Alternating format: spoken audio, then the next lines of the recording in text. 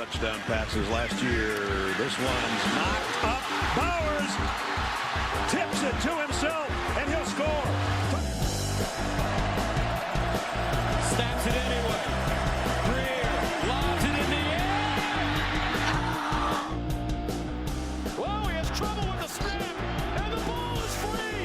It's picked up by Michigan State's Jalen Watts Jackson, and he scores on the left. Here's a blast, and Klubnik didn't see it coming. He got blasted by Kayla DeLoach, who has the ball and is heading toward the end zone.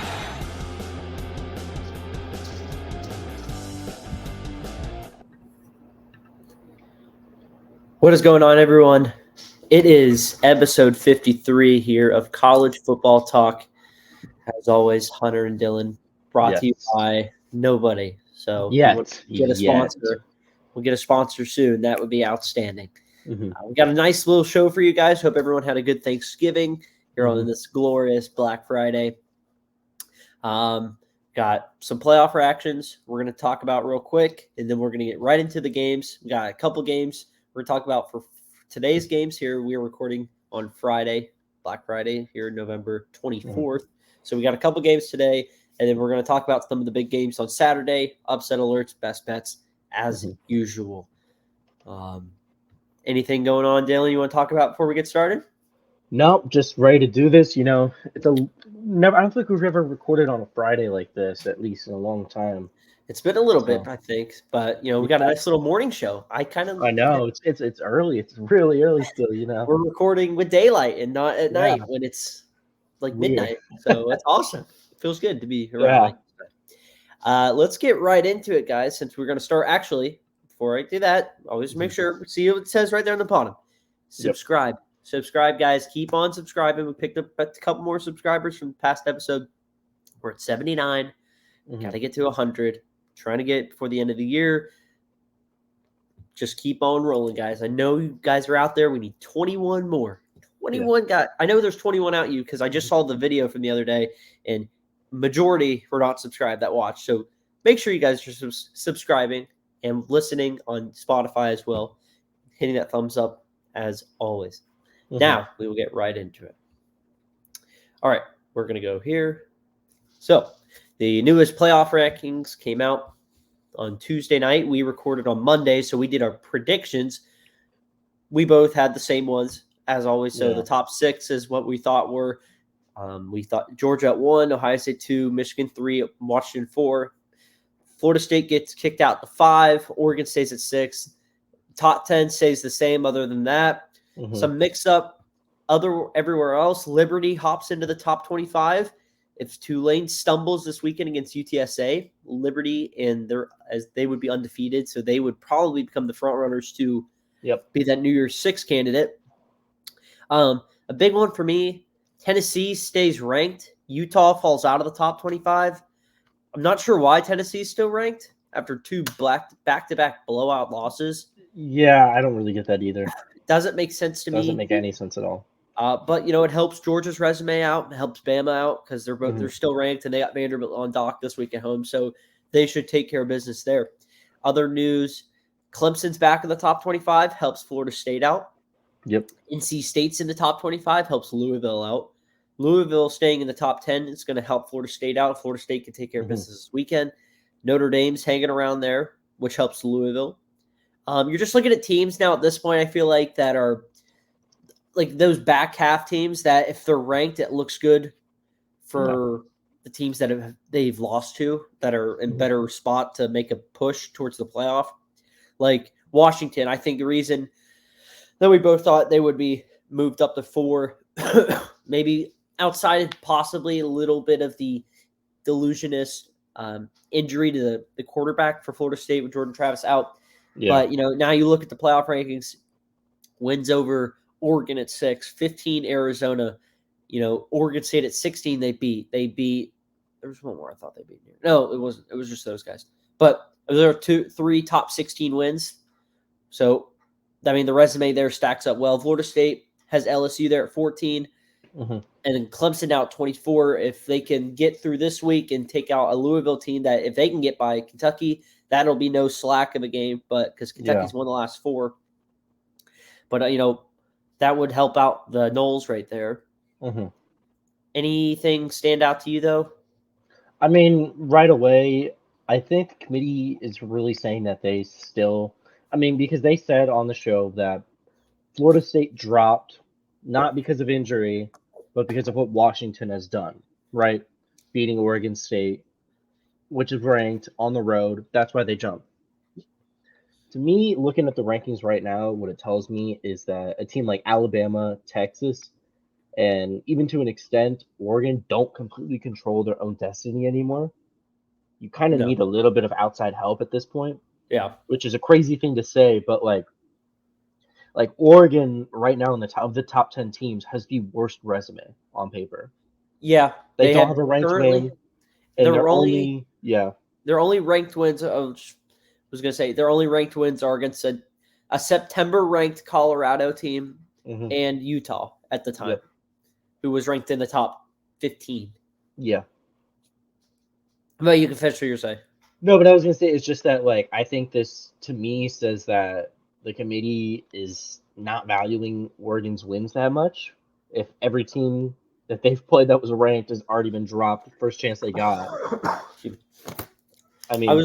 There was a point in time where the Pac-12 had, 6 teams ranked, and now we're down to 4 teams ranked in the Pac-12?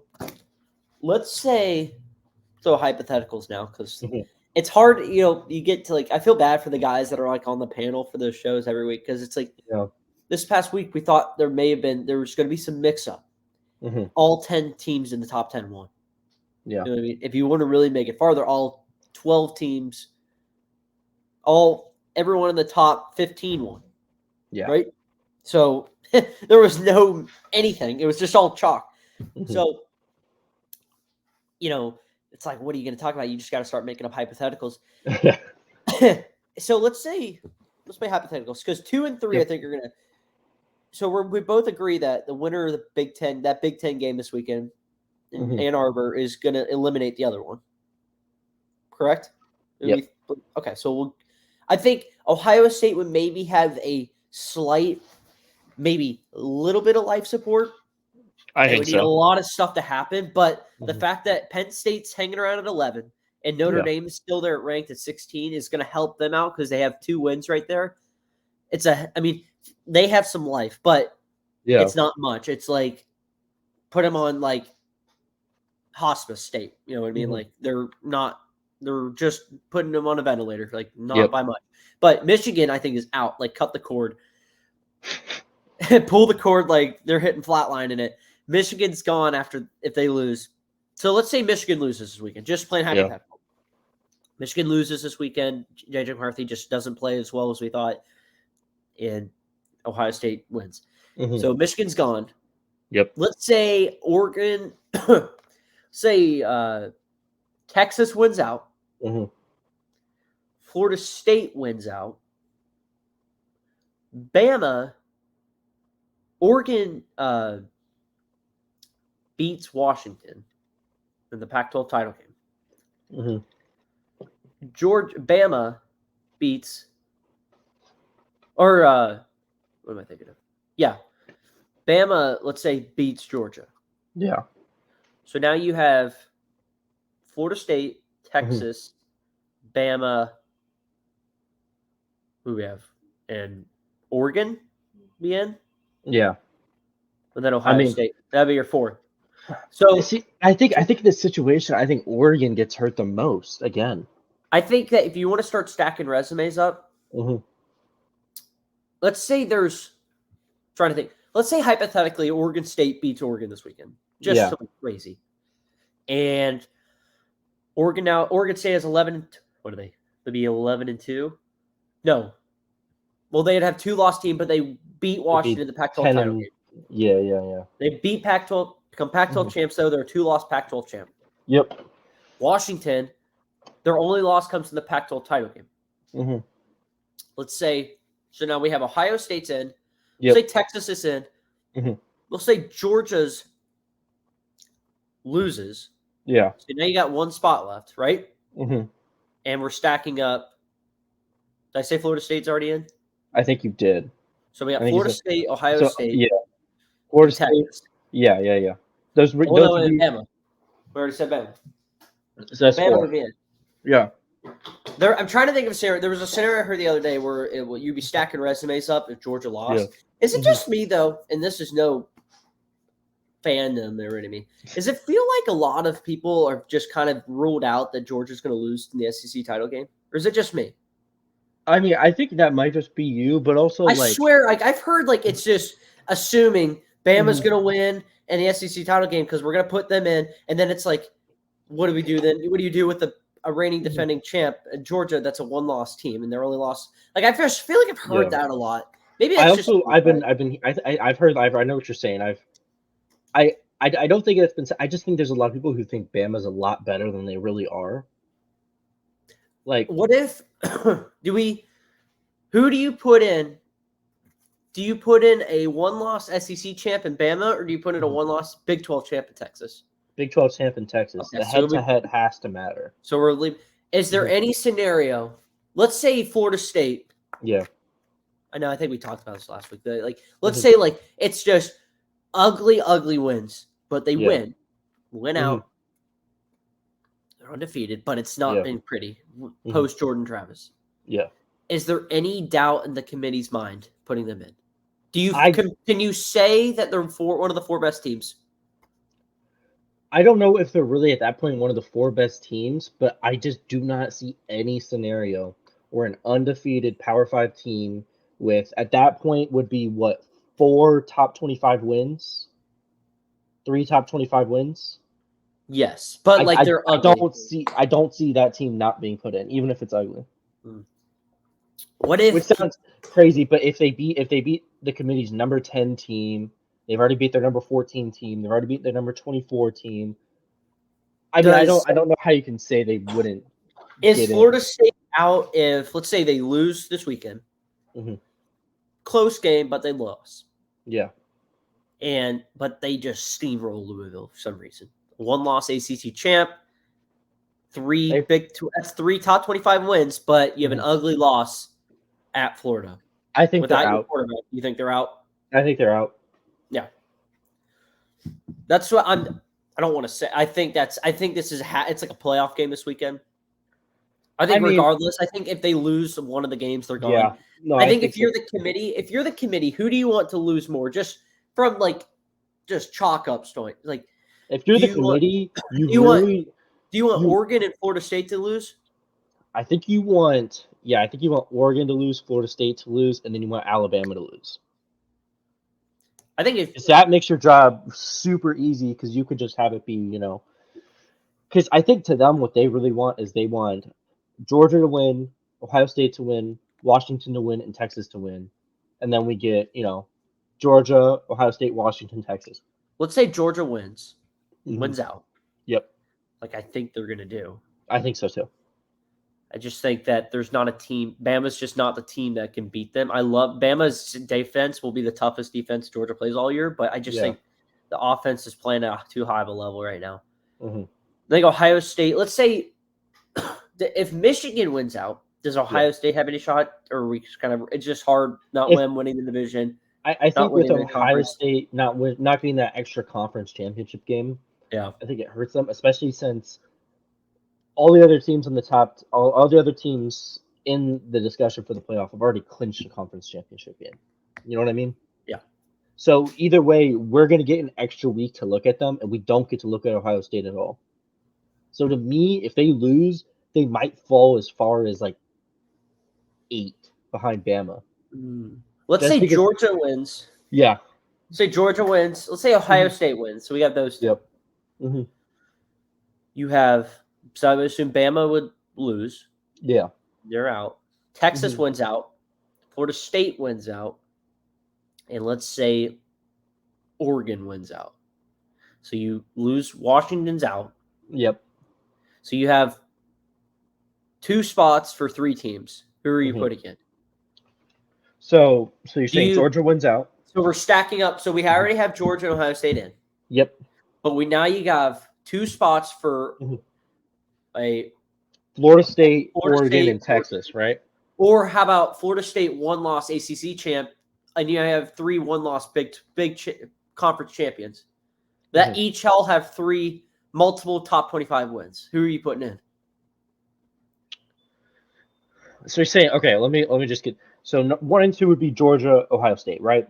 They're both undefeated Power 5 champs, and then 2, 3, and 4 is between Florida State, which would be. Are you saying undefeated Florida State? We have a 1-loss Florida State. We have a 1-loss team that lost to Florida, wins, beats ACC, beats Louisville. You have an Oregon team that is a 1-loss champ, but their best win really is Washington, and Texas, whose best win is Bama at 7, or is a 1-loss champ too. So you got 3 spots, or you got 3 teams, 2 spots. Who are you putting in? So I would go Oregon and then Texas, but I think it might be flipped, and Texas might get that 3, and then Oregon at the 4. I would agree with you. I think it depends on how Oregon, I think, beats Washington too. Yeah. Because if it's a blowout, like it's a surefire thing. Like if it's a close game again, maybe. I think it also depends on if Florida State for some reason just maybe loses. It's a close game to Florida and they lose on a last-second field goal, let's say. Yeah. And then you just go to Charlotte and you just kick the snot out of Louisville for some reason. Like just pissed off. You got to make a point now. Rodemaker throws for 500 yards. I don't really know, but he just goes out. I get what you're saying. Yeah. I really think that they would really hope if Texas just screws up somewhere and maybe just sneaks one out against a team, maybe that they're a double-digit favorite against, that they just slide by. Yeah. Maybe, but I just think, the resume. The only scenario in which I think a Florida State team that loses to Florida but beats Louisville gets in is if, scenario happens, Georgia wins out, Ohio State not only beats Michigan, but beats them like 52 to 20. You know what I'm saying? Blows the brakes out of them. Washington blows the brakes off of Oregon, and then Texas loses. Then I think Florida State, with an ACC championship, gets in at the 4 in that scenario. Yeah. Because I think the other teams, you go, Michigan's not very good, and Florida State would have to lose a very close one that has to be there's bad officiating, turnover. You know what I'm saying? Yeah. There has to be doubt in the mind that Florida State should have. You know what I'm saying? I think if you're Florida State, well, final thought here. If you're Florida State, you are rooting for Georgia to win out. Yep. I think really the winner of the Big Ten doesn't really matter too much. You want Ohio State to win though, because you don't want anybody stacking up resumes. Yeah, you want less stack up resumes, but you want Georgia to win out for sure. You want Texas to fall at some point. Yeah, and I think you're rooting for Washington to win out because you need Oregon to stop winning. You know what I mean? I think, and then if you're Florida State, you just need either regardless, one loss is the maximum. But it depends on how the loss too. Because if they go if they go into the swamp this weekend and Rodemaker just looks overwhelmed, just doesn't have it, he turns the ball over, and they just it just never was there, they're done for sure. And I don't think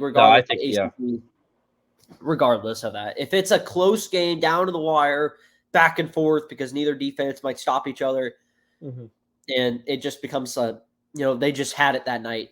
Yeah. We'll see what you do in Charlotte, but if it's if a Tennessee goes to Florida game, we're on life support right there. Yeah. But plenty to talk about. We got one more rankings next Tuesday before the final ones come out the next week on that Selection Sunday. Hard to believe we're already there. But we're going to move on, though, to our Friday slate. We got a couple games here. Well, just 2, but the big ones. We're going to start with Civil War out in Eugene, where Oregon State and Oregon will kick it off. Hoping this isn't the final time these two teams meet. I've heard talks that I think we've talked about too. They've heard talks that they're trying to figure out something, but for the meantime, this might be the only game for the next couple of years. We'll see. But Biggest thing for me, I think Oregon comes in. I last checked the line. It's 14 is the spread. So Oregon comes in as a 2-touchdown favorite. Yep. Remember, Oregon State beat this team last year. Remember, they didn't run the ball at all in the second half. Yeah. So kudos to Oregon State. I guess first thing first are you worried about a letdown spot here from Oregon State because of what happened last week? That you go toe to toe with Washington. Some say that you probably should have had it. I agree. Yeah. You fall short. Now you got to go to Oregon. It just doesn't feel like a good spot for them. I think it's a horrible spot for Oregon State, personally. Just because they've had trouble in the passing game this year. And Oregon State just does not allow you, or Oregon doesn't allow you to run the ball on them at all.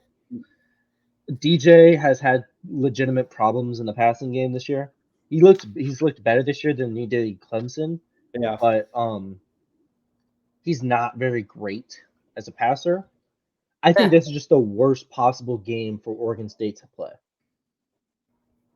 Yeah, it just feels like a bad spot, especially since you lost last year to this team. And we know Dan Lanning, how good of a motivator he is because he learns that from Smart and Saban. Yeah. But, yeah, like you said, it just doesn't feel like a good spot here at all. Oregon comes in top 10 in both scoring defense and scoring offense. They're second in the nation scoring offense, 10th in defense. Yeah. Like you're saying, DJ's been struggling a little bit passing the ball.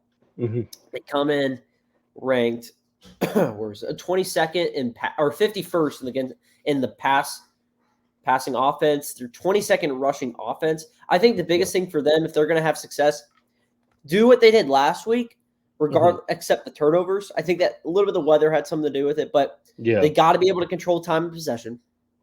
They got to be able to run the ball, which is going to be tough because Oregon is a very good run team. They're ranked 10th against the run. So it's going to be hard for them to run the ball, but they got to be able to get some success to try to keep Nix and them off the field. Because if you let Nix come back on the field, he's just going to eat you up. I think the Oregon State secondary is a little better than what we saw last week, especially with what Aduzier was doing to him. But, it just, it doesn't feel like a good spot. It's like a spot where it could be a close game to the half, maybe into the third. But Oregon's just going to be too good, I think. You know what I mean? I think Bucky Irving is going to have a big day. He's going to have a big game. I think whoever runs the ball the best in this game today is going to win this one. Yeah, I agree. Yeah, I get what you're. Yeah, my only problem, and this isn't related to Oregon playing, but Oregon's resume. If you beat Oregon State too badly, and they drop out of the top 25, you have the same. You have to like. This could be like the best and worst possible case scenario for Oregon here. Well, who's to say they'll drop out of top 25? Because Tennessee's still hanging around the top 25. Yeah, but they're not an SEC school that gets you know what I mean. Tennessee gets benefit of the doubt for no reason, but I think if you're Oregon State and you get beat like 52-10 or something like that, you drop out of the top 25. There's no way you stay in. I like legitimately. They're at 15 now. 16. They're at the 16 spot, yeah, and all the teams behind them have around the same record. True. So if all the teams behind them win. And they lose. I mean, I think that's a very real scenario where they drop out, and all of a sudden, Oregon, who has beaten 3 teams in the top 25, who have all after fallen out of the top 25, right? Like, man, that would be horrible. Yeah, I look for Troy Franklin to have a big day.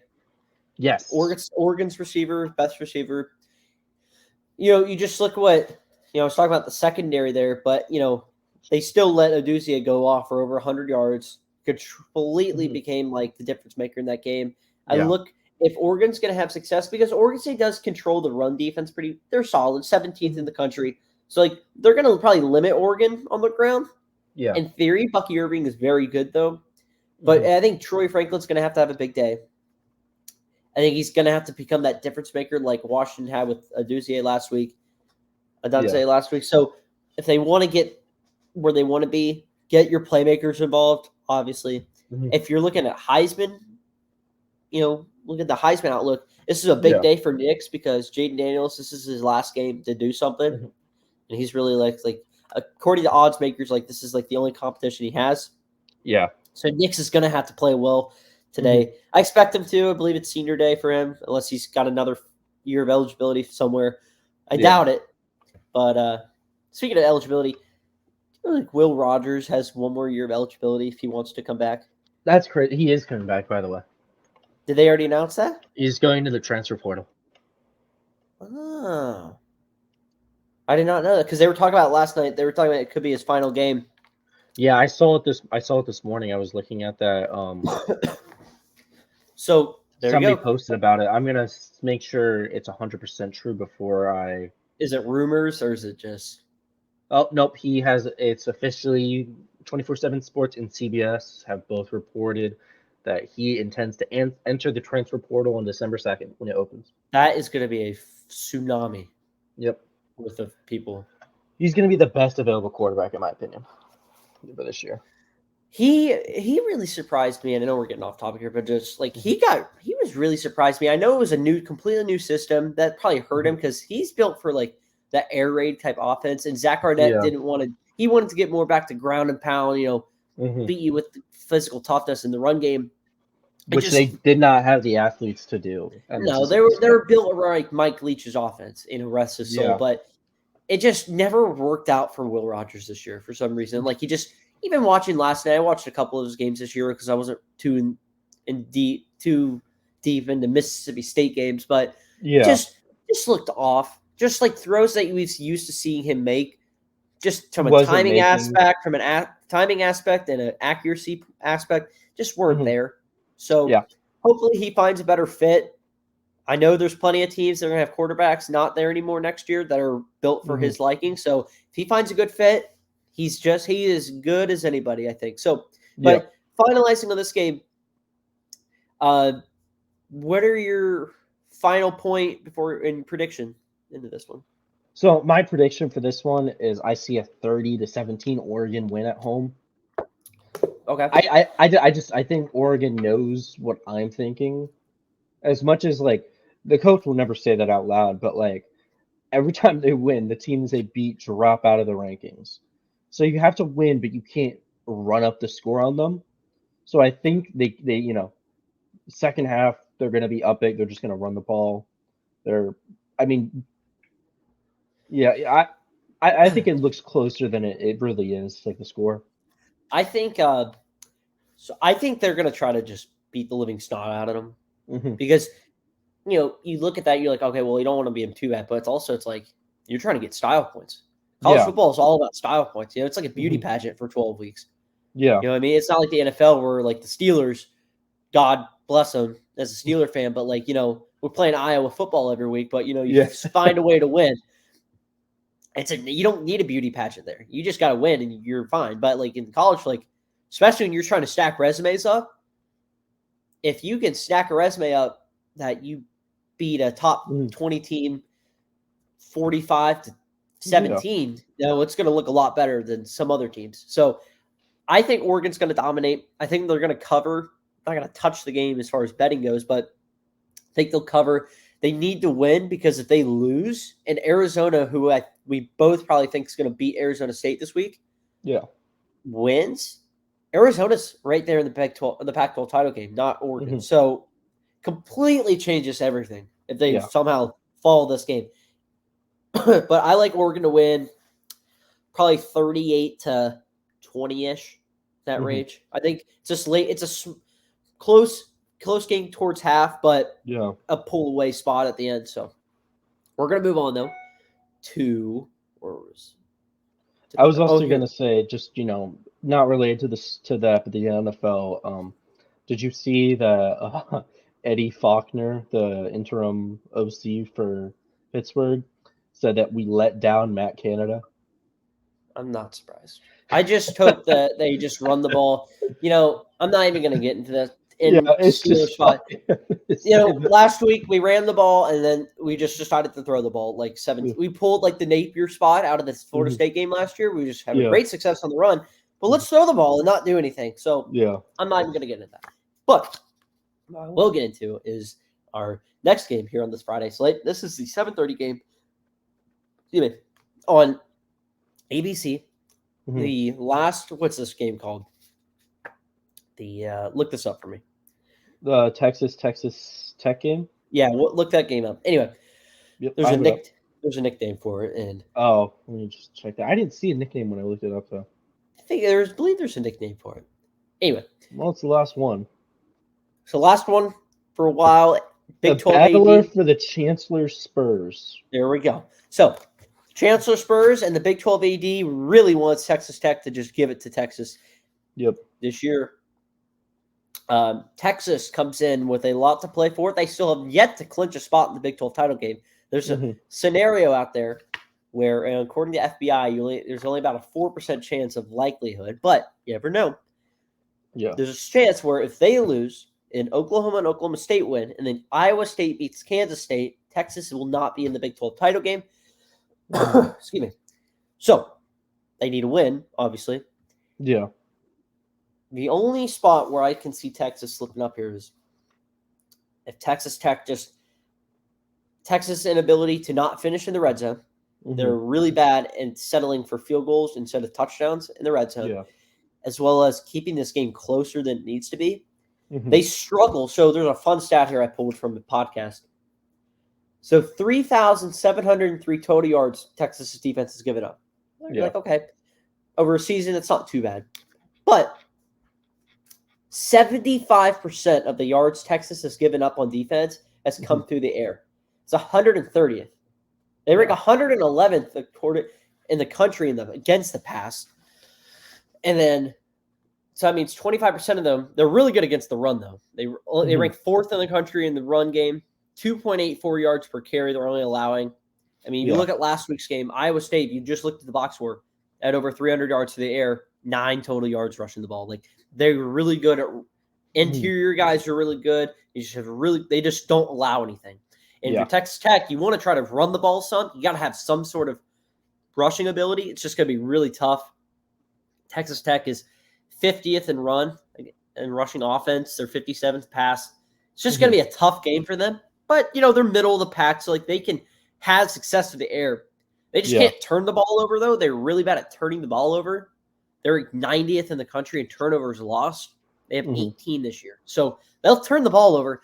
They can't because they're at Texas. It's hard enough. You're playing a top 10 team at third place. If you want to pull an upset, you can't do that. So I think Texas just needs to find a way to just have a complete game and just be able to not keep it close. You know what I mean? Feels like they play down to their competition some. I agree with you there. I think there's times where Texas just looks like they want to just dominate a team, and then they follow it up by taking Iowa State to the wire. You know what I mean? It's like it doesn't make any sense to me. They took Houston to the wire, then they blow out BYU. They go to overtime with Kansas State. They take TCU to the wire. They take Iowa State deep into the fourth quarter. Yeah, it's like I don't think Texas is a top 4 team in America, right? No, I think they're good. I don't think they're there yet. I think they're a year away. I still think they dominate Tech, though. I mean, I don't know how you completely feel about this, but like to me, I think Texas isn't there yet, but Texas is still ahead of Texas Tech in so many ways. Yeah, especially since Texas Tech just at times looks completely out of it for whole quarters. Yeah, like that BYU game, they just were not. They turned the ball over a bunch there in that game. Yep. They've been a very underwhelming team. I know Tyler Shaw is heading to the portal. Yeah. So he's not even there, but I think they benched him anyway because Morton's been at QB. I watched some of that UCF game, and the first quarter against UCF, they did nothing. Yeah. Like an entire quarter, they let UCF score 2 touchdowns, and they didn't even gain like a first down. You know what I mean? Like, so they just have moments where they just do nothing. They've got to be able to get like a quick. They got to be able to like punch Texas in the mouth first. You know what I mean? Yeah. Well, they got to not only punch Texas in the mouth first, but they need to be able to sustain and keep Texas from just holding on to the ball. You know what I mean? Get it to the fourth. You let Texas have long sustained drives over every quarter, you're losing this football game. You're not getting off quick scores on them. You're just not. Yeah. And it's not going to happen. So third downs at that point is going to be a big key. Texas is defensively ranks is tied for first in the country, third down defense. Offensively, they're 88th in the country. So if there's a spot for Texas Tech, they've got to be able to capitalize that. They're 61st offensively in third down. Yeah. They're not very good third down defense either, but they're going to have to find some way to keep Texas, off the field, keep, their drives going, and then stop Texas when they're playing defense. Yep. But I think they're going to have to find a way to drag this to the fourth. I know earlier in the year, Texas was really good. Like, even if it was close in the fourth, like, they were going to just pounce on you still. Yeah. It hasn't felt like that last couple of weeks where it's like you get to the fourth, like, it's probably because you let the other team back in the game. And now you're in for your little fight here. And it's almost caught back to bite them in the butt. Texas Tech is capable of doing something here. I just don't see it happening. I think Texas wins this game. I think it's a closer game than maybe people think, but I think they cover the spread. Let me check the spread real quick on this one. It's 13.5. So it's 13.5. Let me I know it was at 13 yesterday, but let me check. It is currently 14. Up to 14. Okay, so it went up, yeah. Yeah. So it's currently at 14. I think they cover. It just feels like a game where it's going to be a closer game, but too much firepower, I think, for Texas. As long as they don't turn the ball over. Yeah. I think they're going to capitalize on a couple of mistakes that Tech will have. So give me the Longhorns 35 to 26. I don't know, for some reason. So I got Texas winning 28-17. Not 35-26, because I just said Texas was going to cover. So we're going to go 35 to 20. Okay. All right. Yeah, I got Texas winning 28-17. Perfect. Let me kind of drink real quick from my Owala. Shout out Owala. Oh. All right. Moving and grooving now to Saturday slate, where the game, biggest regular season game of the year, two top 3 teams, 2 versus 3, undefeated. It's winner to the Big East or Big Ten title game. Yeah, wins Big the Ten East and will take on the Fighting Iowa Hawkeyes in Indianapolis next week. It is Ohio State, Michigan. Michigan right now is a 3.5-point favorite. Yep. At home. Looks like the forecast. Always like to look at the forecast. 33 and cloudy with about 6 mile-an-hour winds, what they're projecting. So it's going to be a nice, good, old-fashioned Big Ten game. Michigan's won the last 2 meetings. Yep. Michigan's looking for their 3rd straight win since like the 80s. Ryan Day looking for his first win against this team since, 2019? Yep. So he needs this win more, I think, than anybody. Because if he loses again, they are the seat. Even as good as he's done, he is going to be, I think, just from that fan base and those boosters, like, you don't lose that team up there. It's that many times. You can't lose to Michigan 3 times in a row. No. So we're going to see how that goes. Biggest thing for me is, as of late, it's really going to come down, obviously, as it always does, at least from the last couple of years, like which team's going to control the line of scrimmage. Michigan's been able to do it the last 2 years. Whether or not they've been cheating hasn't, But regardless, like they've been able to execute the great plays they've known. But if Ohio State wants success, you've got to be able to take advantage right now of Michigan's offensive line flaws as of late. Like, for the reason Michigan has not been able to protect J.J. McCarthy at all the last couple of weeks, and especially on that one side with Tucker Barnhart, they've been able to Barnhart, he's been on that one side. Yeah. Teams have been able to take advantage of that. And I think if you're Jack Sawyer, Tuilamolau, Eichenberg, like right there, like you've got to be able to get havoc on McCarthy if you're going to have a win this game. I think They're good enough defensively to stop the run. I mean, they rank first in the pass, second in what is this? They're first in passing yards defensively, 21st in rushing yards, so they're not giving up much. It's going to be good on good. I just think the winner of this line of scrimmage is going to tell who's going to win this game. Yeah. And Kyle McCord's going to have to play his best game. He's going to have to play pretty similar to what he did in Notre Dame, except it's going to have to be put together for 4 quarters. Yeah. I think it's going to be tough because Michigan's secondary is really good, and they rank second in passing yards allowed defensively. So Marvin Harrison's going to have to step up big. Mecca Buka. Yeah. TreVeyon Henderson's going to have to get something rolling in the run game. He's been playing really well since he's been back, finally fully healthy. He's going to have to do something. Do you, if you're brand new to the sport and somebody just gives you, the quick little outline of this game, from a roster standpoint. Yeah. You taking McCord or McCarthy? McCord. Taking McCord? Yeah. JJ just has way too many spots where he just does nothing. He's an absolute zero factor in that offense at times. 3 straight games without a touchdown in passing. 3 straight games without a touchdown in passing. Back-to-back games with less than 200 yards. He didn't throw the ball in the second half of the Penn State game. I mean, even against the Maryland defense, it's not very good. Yeah, no, and they don't have their head coach either. Do you worry that I forget the intern's name, or not even an intern. He's just the filler in right now. Yeah. Do you worry because he's been very conservative last couple weeks, especially in the second half with just running the football? Is there a spot where you got to be able to just let it open the playbook up? Maybe they've just been waiting. Yes, this game you have to. What happens if they just end up going conservative for some reason? Then you lose. Yeah. I mean, I think it's that simple. I think if Michigan plays anything like they played against Penn State or Maryland, they not only lose, but I think they get embarrassed at home. I think it's a really close game. I think it's a low-scoring game. I think it will be close and low score. I'm just saying if Michigan plays conservative, they lose the game big because they're not going to be able to keep up with Ohio State. Because Ohio State's defense is good enough to they'll just stack the box and not let you do anything. And Ohio State has better athletes at receiver than you do, too.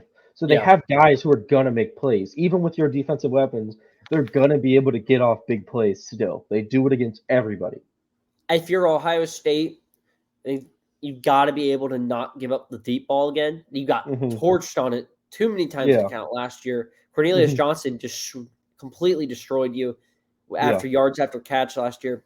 So they got to be able to not get – maybe Michigan, if they really want to, if they want to just run, and then just get those safeties moved up some and then just play action and beat someone over the top for a big play or a touchdown, that may be a good strategy. If McCarthy's able to stay upright. Because if you're looking Ohio State, if they can just get after the quarterback, you've got to be able to run the ball well to offset that. Because maybe that's why they've been so conservative too. Because if McCarthy hasn't been able to stay upright and he's been flushed around the pocket a bunch, the best way to not do that is just run the football. But then again, if you can't run the ball, McCarthy's got to have to play a good game and find a way to adapt. Yeah. Is there any weakness that you're concerned about for Ohio State in this game? I mean, like Michigan, their biggest weakness to me is quarterback. They don't exactly have a superstar under center who can make game-changing plays. So I think if they get enough pressure to him, Ohio State will turn the ball over. Yeah. But, I mean, I just think to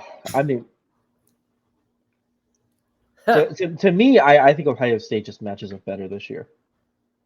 Defensively, they do. They've been more physical. Every big game they've had to play this year, they've matched the physicality, and they've done enough on offense. The offense hasn't been where it's been. Obviously, it's one of the first times this year, in years where Ohio State's offense possibly is just, from the quarterback standpoint, has been the biggest question mark. It's been average. Their quarterback play is just average, which is not what we've been expecting for years, right? But, you know what I mean? We're so used to this being a Heisman NFL caliber guy every single year. So a big thing here, I just pulled up a stat. Mm-hmm. Michigan is 129th offensively in points scored. Yeah. Or points in points. Let me double check that stat though here on the stat list. But Ohio State is 16th in the country in points allowed. So obviously Michigan's not scoring a whole bunch, as of late, because you take in the last couple of weeks. It just hasn't in there, but I'm going to confirm that. Yeah. I mean, Michigan's first in the country in scoring defense, but Ohio State's right there at number 2 at scoring defense. So it's a battle of good from that side of the ball. Offensively, though, like you're saying, no, never mind. Scoring offense, they're 11th in the country. I don't know where that 129th came in. I'd have to figure that out. But if you're looking strictly passing yards, though, 64th in the country in pass. Yeah. Ohio State's ranked first in the country in passing yards allowed. So it's going to be a tough sledding for both teams. But I just think Ohio State has the difference makers this year. I think defensively they're going to play a lot better. And the fact that I think Ryan Day is going to have this team ready to go, as much as I have my beef with Ryan Day. I think he's going to have this team ready to go. And that's why I like Ohio State in this spot. I don't know why. I think they've shown this year that they can go on the road and beat a team. A defensive game they can win, or they can win an offensive game. So McCourt's going to have to show up. He can't turn the ball over. Michigan doesn't turn the ball over much. Ohio State's pretty good at it too, but just can't turn the ball over. I think whoever loses the turnover battle is going to lose this game. Yeah. But I just think Ohio State's going to be too ready to go. Harbaugh not being there, you don't know when the biggest plays or the biggest decisions are made. Is he going to be ready for that? I'm not sure. So I know for sure I got a head coach that's been there, done that. Yeah. Give me Ryan Day all day long. Give me the Buckeyes. I think they're going to win 27 to 20. I think it's a really close game, but I think Ohio State gets a late score and then gets a big stop to send the Michigan Wolverines home. So I got Ohio State beating Michigan 33-30 in a super close all-time matchup. I mean, I'm just hoping it's another big game. I mean, there's a trend also so Ohio State historically has not played too well at Michigan before. It's always been closer games at Michigan. But Michigan historically has struggled in top 5 matchups. Yeah. Just in general. If you look the last 3 times these two teams have met in the top 5 was in 2018, 2021, obviously in 2022. And Michigan's 2-1 in those games. Yeah. Because the last 2 games, probably because they were cheating. But the last time Ohio State won, they won 62-39, that big time win. So, if Michigan's able to just physically dominate Ohio State again, which I don't see that happening this year, they're going to win. Yeah. But I just think, like I said, I've been saying, I think it's physicality-wise, and you're going to match up well. Both teams are. But I think Ohio State's going to learn from last year with Jim Knowles. You finally get a full year with Knowles' system and his fingerprints all over what they want to do. They're going to play a lot better, and I think they're going to get stops, and they're going to win this one in a really good game. All right. All right, we're moving on. I think they win too. I agree with you there. Yeah. All right, we're moving on to Florida State, Florida. One of the sneakiest big games of the week. This is the ESPN primetime game. Herb Street and Fowler will be there, so it's the big game. This will be their 3rd game. The crew will be with them, with Florida, a Florida game. Second time they were in the Swamp. They were there when Tennessee came to town. Regardless of that,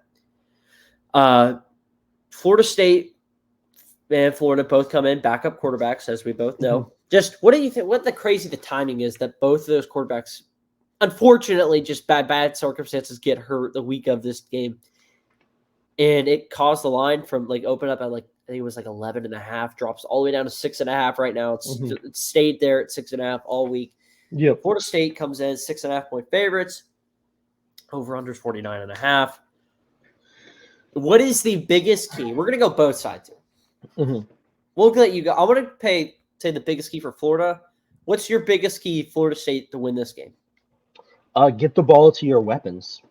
Okay. If we look at both rosters, Florida State definitely has on the offensive side better talent guys. You got Keon Coleman, you got Johnny Wilson, you have 5-star freshman Hakeem Williams, you got 4-2 wide receiver Destin Hill, Trey Benson, Lawrence Tolafili.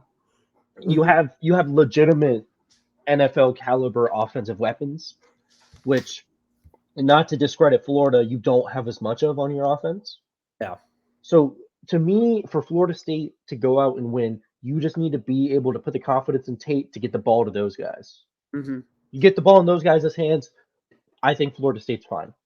So you get the ball to Keon Coleman, because Florida has had some problems, especially in their defense, where they give up a ton of yards, a ton of points. You could just get the ball up to those guys. I think you're okay. I don't think you need to go. I would be worried about them overthinking how to make things easier for Tate. You just go in there and let him play, is what I would think. Biggest thing right there, I'll just finish off for you. Yeah. Biggest thing from that offensive standpoint, Florida is 131st in turnovers for on defense. Florida State's best team in the country in not turning the ball over. Mm-hmm. And, they're 9th in pass yards per play. Florida's 129th. Mm-hmm. Florida, though, defensively doesn't give up a whole lot of points, I guess. Actually, don't ever remember me saying that. But I think, like you're saying, 18th in the pass. Now, that's with Jordan Travis, though. Mm-hmm. 18th in the pass, where Florida's 87th in the passing yards allowed. But it's just, defensively, too, like Florida State will be able to get after Florida, because they will give up sacks. They're 112th in sacks allowed. Yeah. Florida State's 14th in sacks. I was going to say, up until the Miami game, Florida State had not given up a sack in 6 weeks. So the biggest thing for me for Florida, they're going to have to find a way to convert on third downs. Yep. They rank 95th in the country in that department. Mm-hmm. But Florida State's third down defense is ranked 3rd. Yeah. If you're Florida, you have Max Brown, who's a more read option kind of guy. Mm-hmm. He's going to want to try to get outside. He's got to be able to, kind of like how Florida State was with Rodemaker's, got to have to get his playmakers involved. Got to have to find a way to get Ricky Pearsall involved. Got to find a way to get Trey Wilson or Eugene Wilson, however you want to say it, involved. Got to get your guys going, because that's not a team that's going to beat you down the field like that. They've got to be able to rely on the run game. So Montreal Johnson and Trevor Etienne have got to play the biggest game of the year. Mm-hmm. It's going to have to be a recreation of.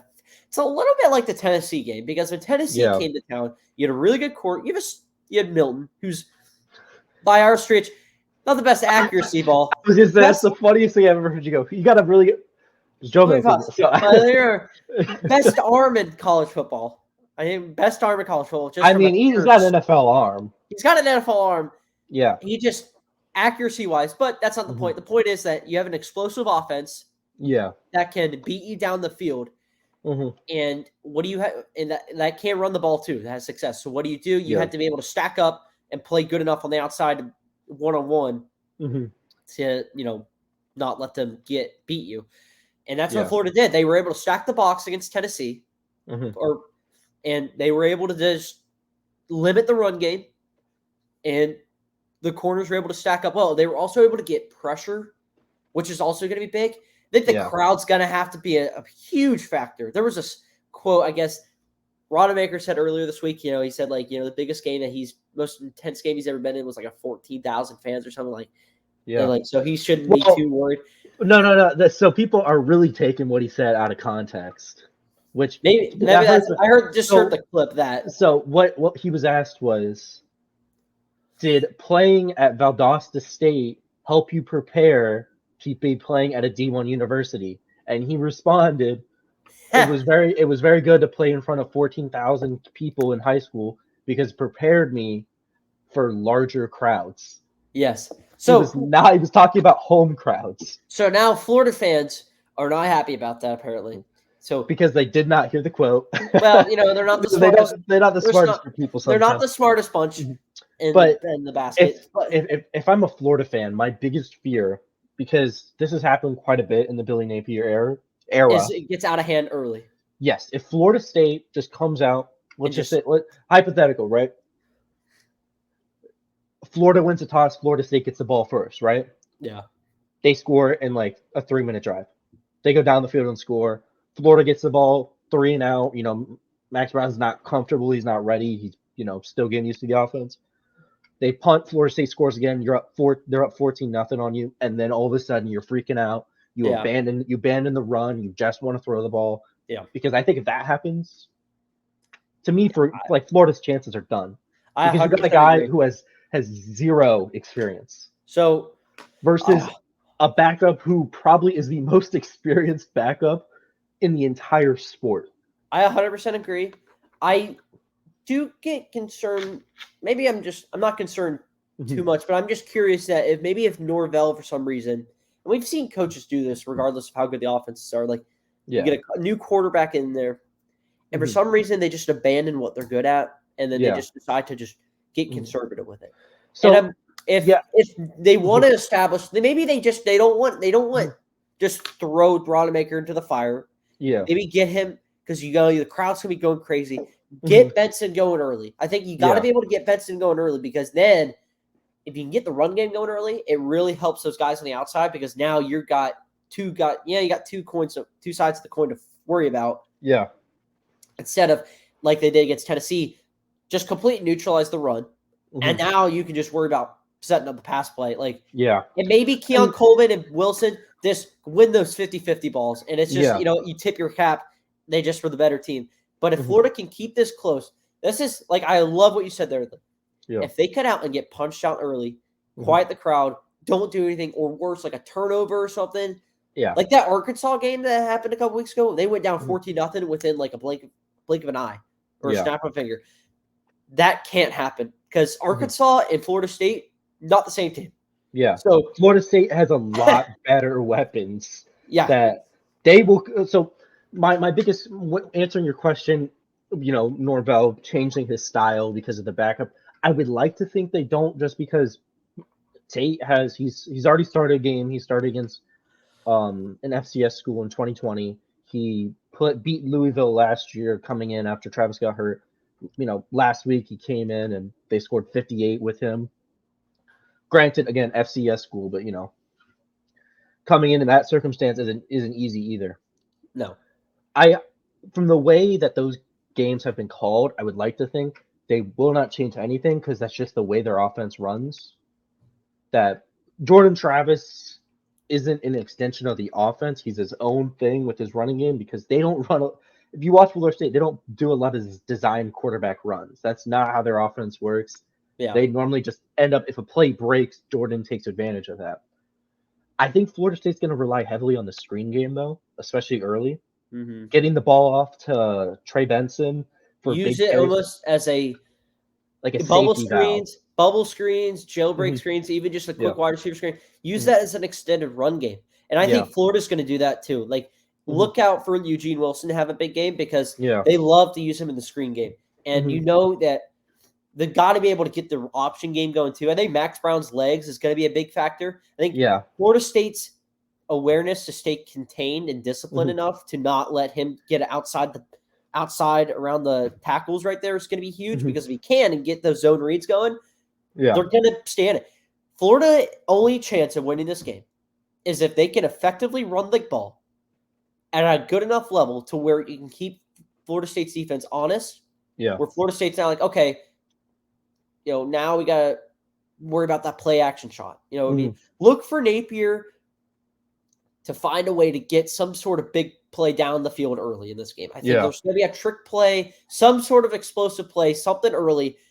They just tend to quick, jolt because I think if Florida State gets hit in the mouth early by some crazy play, now the crowd's going crazy. It's going to be crazy at night. That's what Florida State doesn't want. You want the sooner you can get the crowd out of it, the better. Because the longer the crowd stays in it, the more probably the closer the game is. Yeah. So what are your predictions in this game? So I have Florida State winning 28-24. Okay. I think just because Max Brown, his legs are unpredictable, I think Florida gets off a couple really good drives. We saw what he did to Missouri last week. Even when he came in, like he just completely it felt like a different aspect that Mertz doesn't have. Yeah. Mertz offensively passing the most better, but just the using his legs could be a better.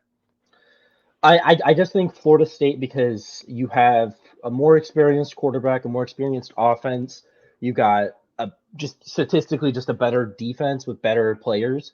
I think Florida State's, at least the first half, is probably going to sell out a little bit. Yeah. To try to contain Max Brown and make him super uncomfortable. Like, don't be surprised if they get the beginning of the game unsportsmanlike or rough in the pass, or just because you're going to have one of those guys just run up and just push him over after the play just to make him feel uncomfortable. Yeah, just make him feel uncomfortable. So I think, you have two teams that one team, still trying to get that one win for bowl eligibility. Yep. And Napier needs this one bad. Like, he's got to get a win just from a recruiting standpoint, from just a confidence standpoint with the program. Like, we're trying to building in the right direction. We got wins over Tennessee. Now, if we can get a win over Florida State, that is like huge. If you're Florida State, you're trying to make a statement that you're like, we're fine without him. We're gonna be fine. Here we are. We're gonna go and beat our rival and got playoff aspirations. I think that it's a really close game. Yeah. It's going to be in the 20s-ish. I expect the under to hit, though. I'm not touching the under, but I expect the under to hit. But 51.5. So. Yeah, I think it dropped to like 49. Did it? Okay. Yeah. But I'm going to take Florida. I think Florida's going to upset them some way. It just feels like a bad spot, and I have no aspirations, as you can see. Like, I don't. Yeah. But it just feels like a game where you couldn't have made your worst start against a non-FCS team anywhere in a worse spot. Florida just has that bowl eligibility to play for. The crowd's going to go crazy. It's sold out. Last game in the Swamp at night. I think it's too much for Florida State. Even last year at Doak, it was a close game with a pretty similar team Florida had. And Anthony Richardson's nothing crazy. Anthony Richardson also was like the 5th pick in the NFL draft. 4th overall pick, but I mean, they still went 6-7 with him. Yeah. 6-6 with him because he didn't play in the bowl game. So, you take that for what it is. It's still the same system. Running the football is going to be their motto. They had great success last year running the football. And Ricky Pearsall had a big game last year. Yep. I think playing at home, they're going to get something. Give me the Gators 23-19. Like, you think Florida State only scores 19 on that Florida defense? Yeah, fine. We'll change that. 27-23. Okay. I mean, they held Tennessee to 16? Yeah, but I just I just don't see a scenario where Max Brown doesn't turn the ball over at least once. I was watching Lake Kick this week. Yeah, I watched it. Did you see the clip? So there was a clip. They were talking about this game. Florida allows almost 2 times fewer points at home than they do on the road, and they allow over 100 yards less in total yards defensively at home. Like, they're just a different team at home. Yeah. And now you get desperation, backs, nothing, play loose, nothing really play for except for bowl eligibility. I don't know. I have a weird feeling. Florida State might go in and kill them. I'm fully expecting 2-10. I'm just there to watch. I'm going to have Georgia game on. I'm mixed on that number because Florida didn't play a lot of. I think they cover regardless, though. Yeah, I think Florida ends up covering, but because the only ranked team they played at home was Tennessee, who anytime Tennessee played a team with the pulse, they got killed. Then they played Vanderbilt at home, Arkansas at home. Florida's won 3 of the last 4 against Florida State. Yeah, because they played the ones with Willie Taggart and. Well, you get wins a win. You know what I mean? Yeah, no, but what I mean is that didn't Rodemaker start in the 21 game? No. Who started in that game for Florida State? Mackenzie Milton. Oh yeah, that's right. Lost that game. And then Jordan Travis came in and Florida almost blew it there at the end. 45-38 was last year's score. This could be a shootout. I'm not gonna lie. This won't be a shootout. I mean, I think it just depends on what happens with the quarterback. Because I think, there's always this chance that Tate Rodemaker just comes out and he just lights it up, right? Yeah. He has the weapons where he could do that. Yeah. He has a better arm than Jordan Travis. He has the experience. He's played in the swamp before, not with this environment, but you know what I mean? He's played in front of the swamp at night is totally. It's like when Death Valley at night is better than Death Valley at 11 a.m. like this weekend. Like it's just a different animal. One final thing before we move on. According to Action Sports Bet, 77% of the bet percentage is on Florida money line this week. I do also want to add Florida is on a 4-game losing streak too. So again, nothing to lose except you got to get to a bowl. Except for your job. Yeah. Well, he'll be around next year. All right. Moving on.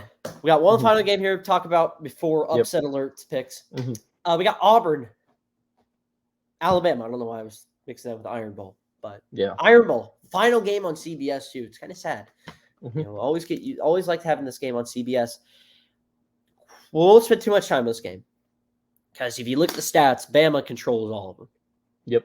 But it's just this weird voodoo-esque magic like that Jordan Hare brings to any big-time team that goes in there. Yeah. The teams just struggle, feels like, regardless of Auburn. Look at 2 years ago. Auburn was, I think they were coming off a bad loss too, and Bama comes in there with Bryce Young, Jamison Williams, the whole gang, and John Menchie and all of them. Auburn takes them to 4 overtimes and a low scoring. It was 10-3, and Bama had to go all the way down the field like a 90-plus yard drive to tie it. So in the 4th. So Saban has trouble playing here, and now you have a Bama team that just has been rolling since the Texas game and, the USF game. Yeah. We'll call it. It's been rolling. They have Milrow finally been playing to how he wants to play. Tommy Rees and them have shaped the offense to how Milrow plays it. And he's playing really well now. And now you have Auburn, who just got their tails beat by New Mexico State at home. But now you have your bitter rival where we've seen some crazy stuff happen over the years in this rivalry. Is there any cause for concern that Bama? For Alabama, to me, not a chance. Maybe early? Yeah, maybe like the first quarter to me. I mean, just looking at the numbers behind this game, the fact that I don't think Hugh Freeze is doing the best job right now as a head coach. The fact that he just said the other day his team is not focused after losing to New Mexico State. Not good. It just, to me, there is not a single good thing going for Auburn in this game. Yeah, it feels like the chips are stacked up against him, for sure. It just, the inconsistency as a quarterback this year. I mean, Auburn's still going to a bowl game, which is crazy to think, but just the inconsistencies at quarterback have really hurt them. I know they're a younger team too, but, you have a veteran quarterback, Peyton Thorne, who just hasn't played well. Yeah. And I think the only thing that'll keep Auburn in this game, they're going to have to create turnovers. If they can get a way to get to Milrow and make him go back to how he's played again the Texas game, and just force throws, I don't think you have the players to do that. I don't think you have the guys to do it. If they get an effort like they did against Georgia, where they had Georgia down to the nitty gritty, it took a Brock Bowers Superman effort to get Georgia the win this year. If they can get it to that, then you got yourself, you got your hands full if you're Bama. If you're Bama, you don't want this game going to the fourth quarter because Iron Bowls never go well if this is a game in the fourth quarter for either team. So I really think that if Bama is going to win this game, they got to be able to take Auburn out early. This needs to be not a game by like the end of the third. Yeah. Because if this is a game going into the fourth, even if it's like a single-digit game, I've seen crazy stuff happen. Look at 2019 when Mac Jones started there and threw 2 pick sixes. That game had no business being how it was. And Bo Nix, regardless of the 2 pick sixes, like Malzahn won a game there, and then you look at 21, it went right down the wire. Auburn had no business being making that game that competitive. Made it a game. Yep. So it's just a different game at Jordan Hare. And if the crowd gets into it, look out. But I think Bama wins. I think they cover. Yeah, I think they win big personally. I think to me, this Auburn team is down on their luck. They're on a horrible slide. Their best wins are against the worst of the SEC. Their worst losses are against the best of the SEC. I mean, yeah, they played better at home against teams like Georgia, but they've only done well because they've literally thrown everything possibly they could to confuse a Georgia defense. Well, maybe they get that 2-quarterback system going. I just think after you've shown it off once, you can't show it off again. The issue Because for Auburn is now Alabama knows exactly what Auburn's weakness is with those. So what Auburn is really going to have to figure out too, if you're Hugh Freeze, the second half adjustments are going to be critical too in this game because Alabama is just a complete different animal in the second half as far as adjustments go. Like they just don't let teams do anything in the second half typically this year. And so even if this is a game like we've seen sometimes with Bama games this year, like it's a game going into the half, it just comes an utter onslaught. Bama will find a way, goes into half, only maybe up like 10, and then they're up. And then they finish the game, they win by 21. So maybe Hugh Freeze pulls some Old Miss magic out and not this year. Not this year, unlikely. But I like Bama. I think they win. They cover. I'm going to go say 31-17. All right. Well, I'm going with Auburn. Or I'm sorry, I'm going Alabama. Sorry about that. Didn't want to confuse you. 38-10. You were just talking crap all over Auburn, and you're going to pick them. Yeah, they're like, yep, they're going to win this game. Get ready for it. Complete Uno reverse card right there.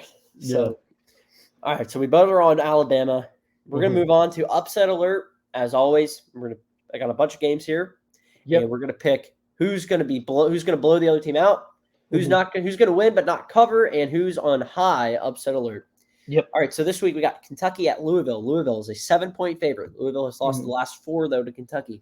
Texas A&M's at LSU in Death Valley at 11 a.m. LSU is a 11.5-point favorite. Georgia at Georgia Tech, first time it's a night game at this series since 2013. UGA is currently a 24.5-point favorite. Clemson's at South Carolina. Clemson is a 7-point favorite.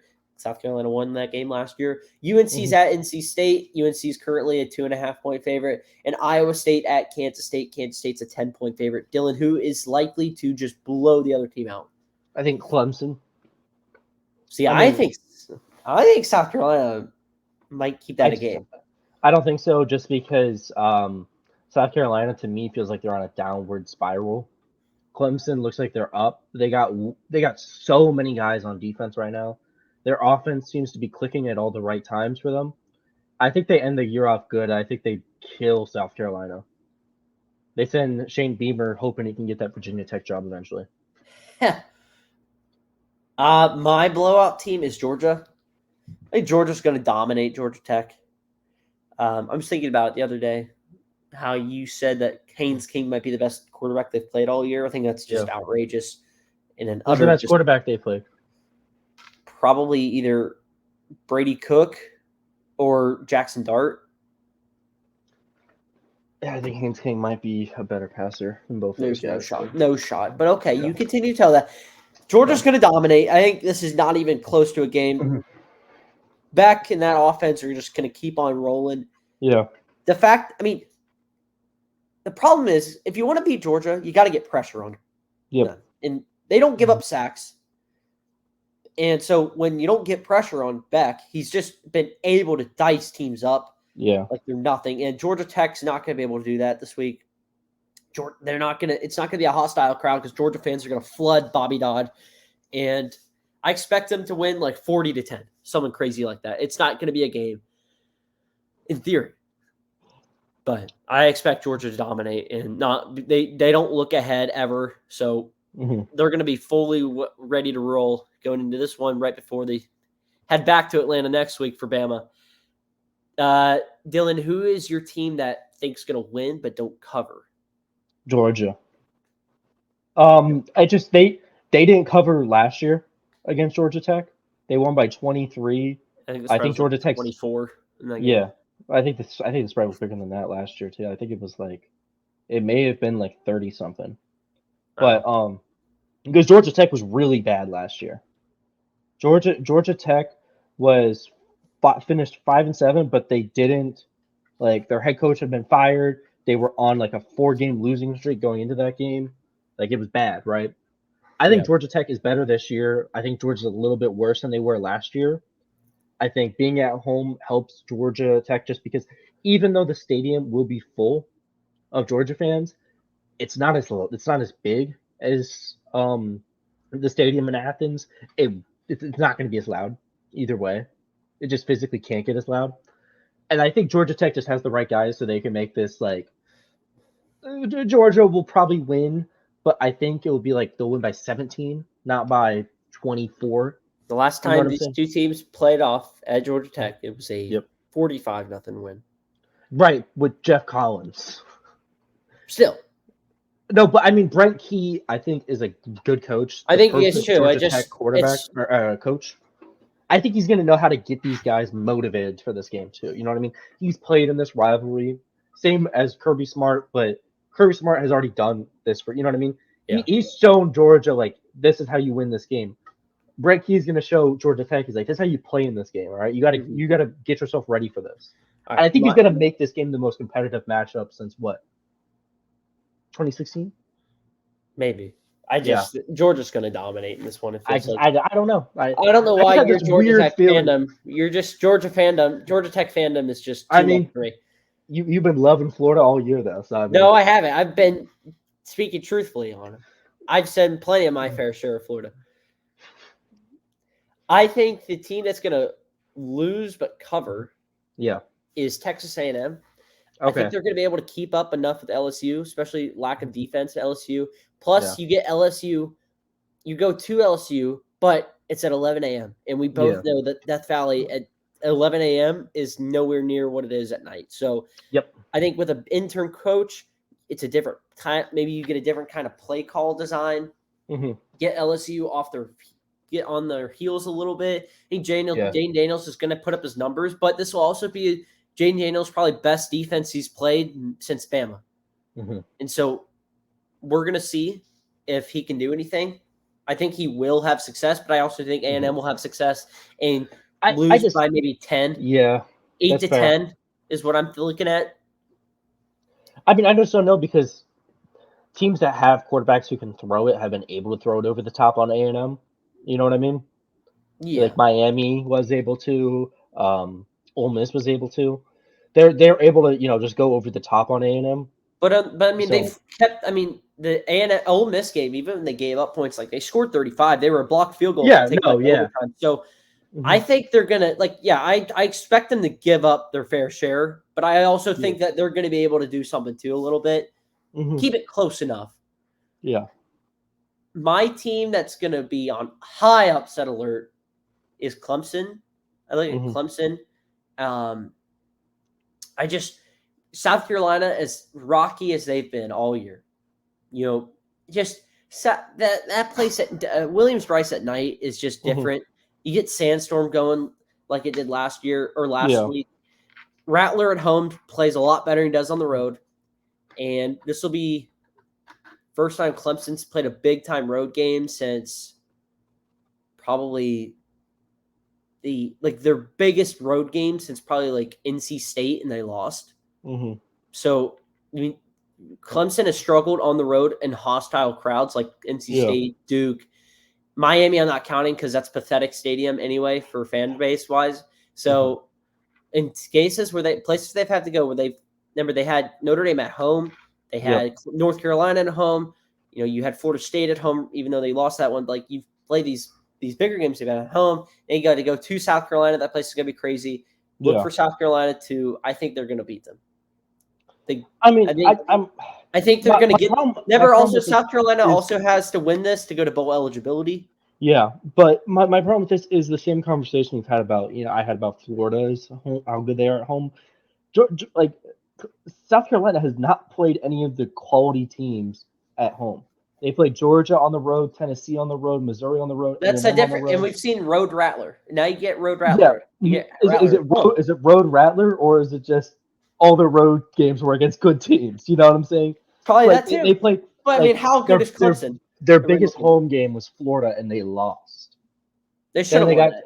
They got to play Furman, Jacksonville State, Vanderbilt, and Kentucky at home. And they barely escaped against Kentucky, 17-14. Rattler barely throwing for over 200 yards.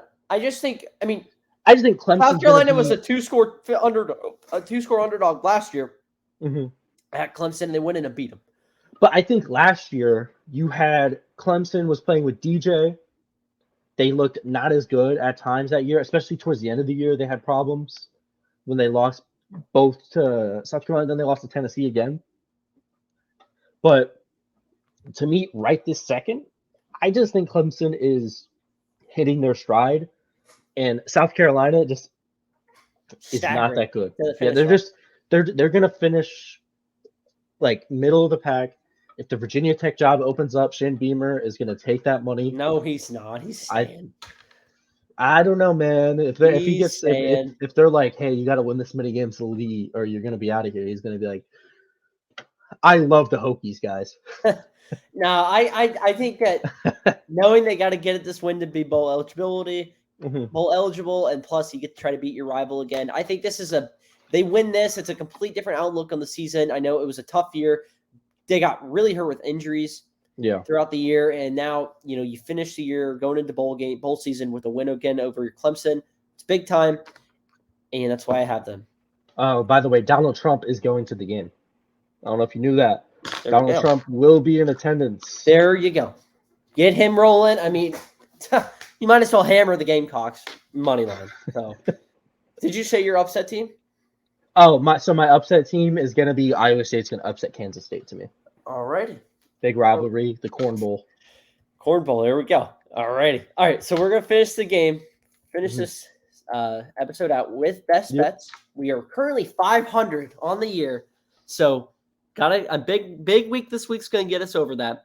So my bets for today, or this weekend, we got 5 plays. Got Texas minus 13, or minus. You can get them down to 13, it's fine. 14, I think it's fine too. Iowa money line. I think Iowa, if you're not taking the under in this game, you're a sicko. You're not a sicko. So hammer the under because I think it's dropped to 25.5, which is awesome and just historically sad at the same time. And but regardless, Iowa money line, they have really nothing to play for this game because they've clinched the Big Ten West. Nebraska has to win this to go to bowl eligibility. Yep. But I don't know why. I just think Iowa's defense is going to be too overwhelming, even without their best corner. Give me the Hawks.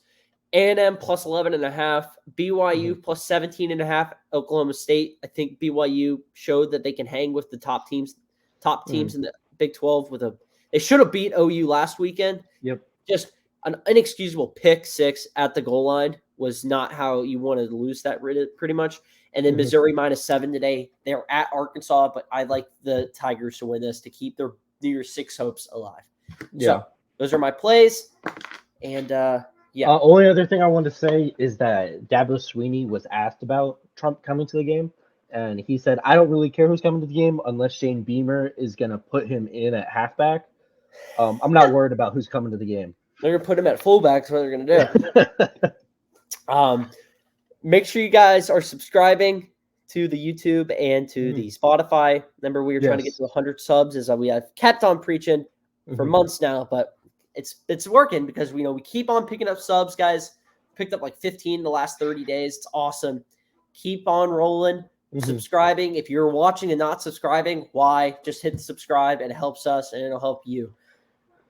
I do want to ask one more thing before we get off. Are you excited for the Seminole streaming network debuting December 4th? Oh yeah, can't wait for that one. I think they're trying to break the ACC rights agreement with it. They might be trying to get some more money right there. Yeah.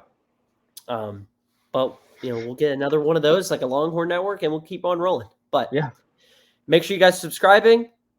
Dylan, make sure you send me the thumbnail, as I said that on record, and enjoy your Black Friday and Rivalry Week games. Yep.